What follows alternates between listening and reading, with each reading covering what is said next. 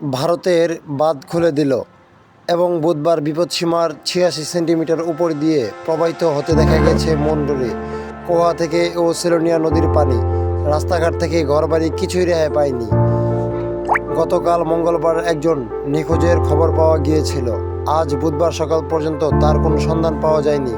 জানা যায়, গত ৩ দিনের ভারী বান ও ভারতের উজান থেকে নেমে আসা পাহাড়ি ঢলে দিয়ে গিয়েছে মানবিক বিপর্যয়।